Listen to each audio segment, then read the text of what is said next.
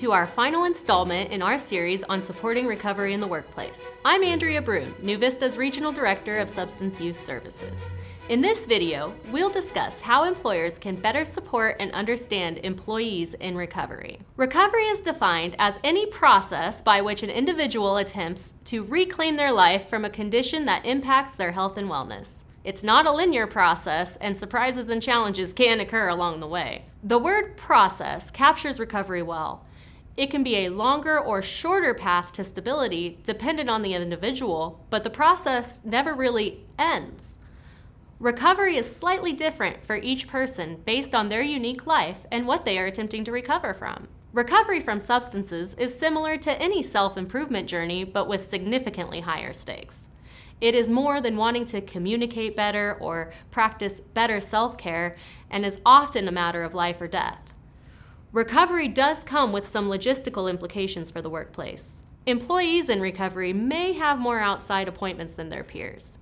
They may also have constraints placed on them by their treatment providers in the legal system. Most of these appointments should be planned for and verifiable. In general, we should strive to make fewer assumptions and ask more questions to fully understand any logistical concerns and allow for any reasonable accommodations that can be made. Routine is an integral part of recovery for most people. Predictability is helpful both in recovery and responding to some of the logistical concerns I just mentioned. This is not to say that people in recovery are unable to be flexible, but early recovery frequently has a high level of structure and accountability, both on the employee's part and the part of the support services in their lives. If you do find that you are in a position where you have to respond to concerns about a return to use, do not make assumptions. Ask the employee about what is going on and get the whole story before responding. Remember to look for patterns of behaviors as opposed to single incidents. If an employee is struggling, see if there are any reasonable accommodations or changes that can be made to support them. Always offer support and compassion while respecting your own boundaries and the boundaries of your organization. Having your organization's employee assistance program information easily accessible can provide support and show the employee you are legitimately concerned for their well-being. Make sure to check all of your organization's policies and procedures if you do need to have a difficult conversation, and check yourself for biases before starting the conversation. If a return to use does occur for an employee, you might be wondering if that means they are destined to return to active addiction. A return to use can be a short blip in the radar that goes undetected by nearly everyone other than the person struggling with the substance.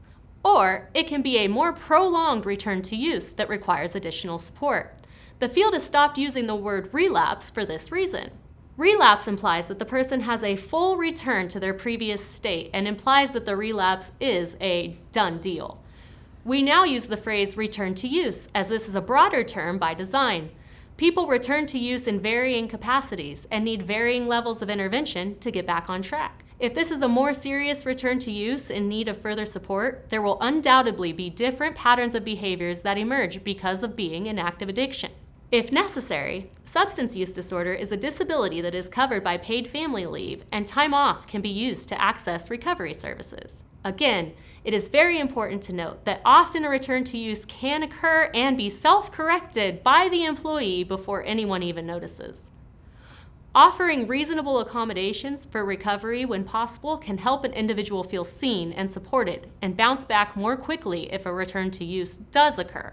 For some people, the path to recovery includes utilizing medications for opioid use disorder. These medications undoubtedly save lives. They work by filling brain receptors left empty when removing illicit opioids from the system. They are not replacing one drug for another, and there is no euphoria or high produced when people use these medications correctly. They are not intoxicated and can work alongside peers without detection. People on medications may have obligations with their treatment providers occasionally. This is not an indication anything is wrong. It means they're engaged in their recovery. Some appointments are mandatory for these employees to stay on their medications, and sometimes these employees may be randomly called by their treatment provider to count their medications or give a urine sample for drug screening. If an employee utilizes methadone, they may need to dose daily before arriving at work. Most clinics open from 5 to 6 a.m. to allow for this. This treatment is structured, and frequently people are receiving more services than the medications themselves. It is important to note that some people will be on medications for life and you will never know unless they choose to tell you. Let's now hear another personal story. New Vista Quick Response Team Lead Amy Colvin shares how you can support employees in recovery just by respecting their story.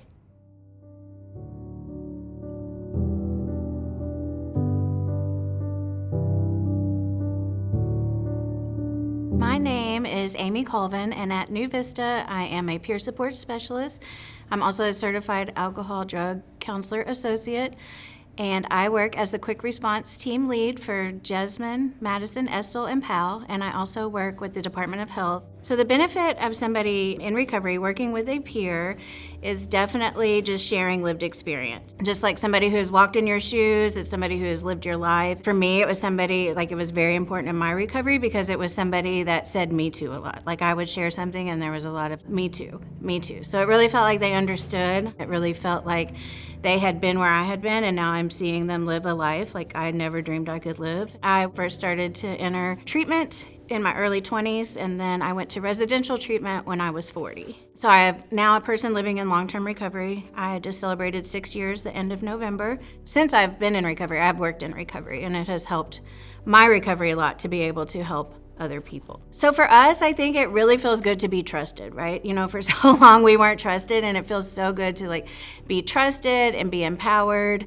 Also, I think for employers to not always assume the worst. Just because we've missed a day of work does not mean that we have returned to use. Another thing I think employers can do to really help support people in recovery is allow for boundaries, to make room for peer supports to be able to take care of the recovery, whether that means getting off early because they need to go to a meeting or whatever. And so I think it's just having boundaries and allowing for peers to make time to take care of themselves, eat properly, sleep properly, if they need to take a day off and recharge. What I wish people knew about people in recovery is that they're just people.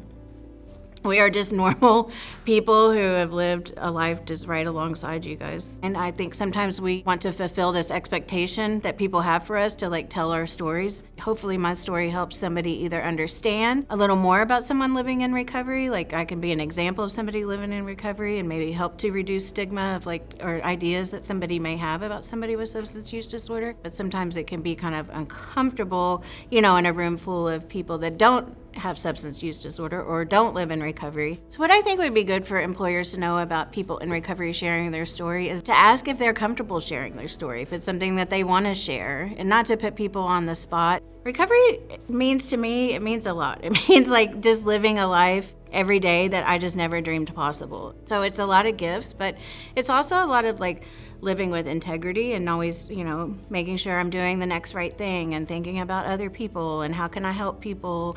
And it doesn't always mean helping people in recovery. Sometimes it can just be holding the door open for somebody or carrying something. And then just making sure I stay connected with my support groups. So I have a large group of friends that are all in recovery, and we stay connected. We do a lot of things together. Somebody is always a phone call away if I need anything. So it just means it's really just my everyday life is recovery.